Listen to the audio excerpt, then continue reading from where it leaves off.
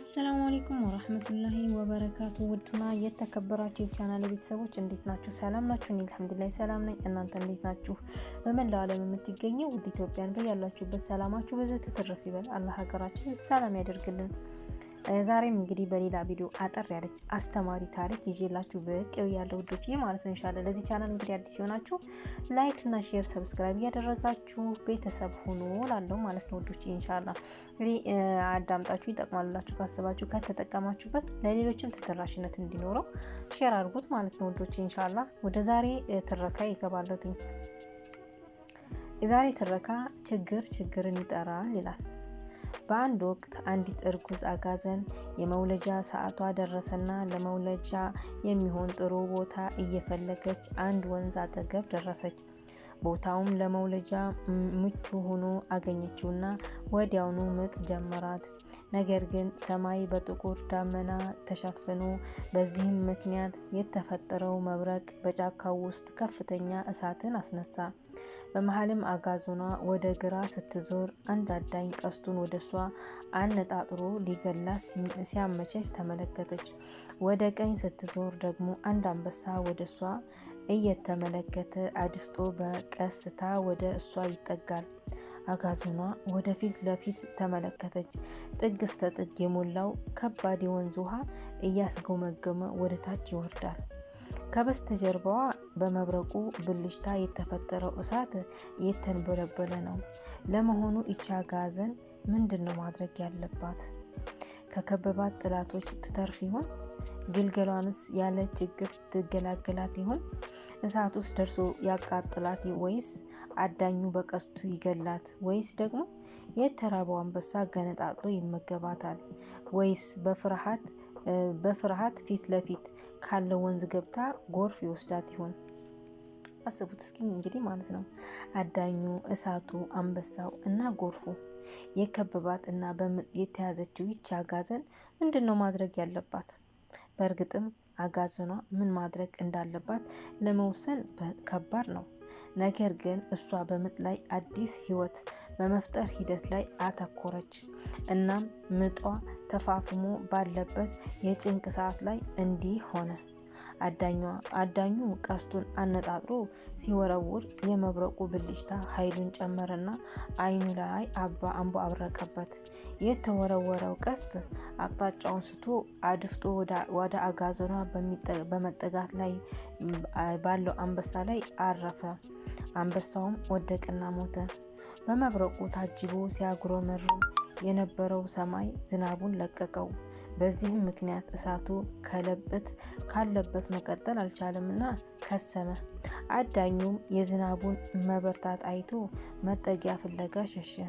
አጋዘኗም በሰላም ግልገሏን ወለደች። የሰው ልጅ ህይወቱ እንዲህ ነው። በርካታ ችግር ከቦን መውጫ ልናጣ እና ዙሪያችን ገደል ሆኖ ሊታየን ይችላል። ቢሆንም ግን ከችግራችን ላይ በማማረር ሌላ ችግር አንጥራ። ከአጋዘኗ ታሪክ የምንማረው ነገር አለ። ልብ በል፣ አጋዘኗ ችግሩ በከበባት ጊዜ ያተኮረችው ማድረግ በምትችለው ነገር ላይ ብቻ ነው። በምጥ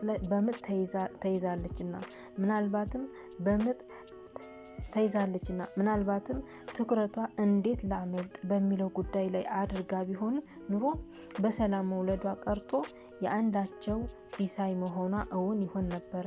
ዙሪያችን በማጥ ቢከበብም ወደኛ የሚመጣውን ነገር አብዝተን የተጨነቅንበት ነው። ስለዚህ ውስጣችንን በመልካም እና በምንፈልገው ነገር ብቻ ከሞላ ነው መልካም ይሆንልናል።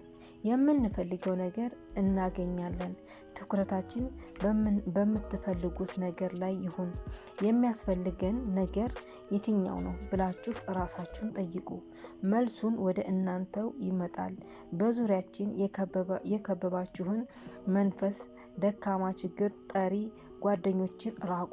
ችግር ሌላን ችግር ይጠራልና ይላል።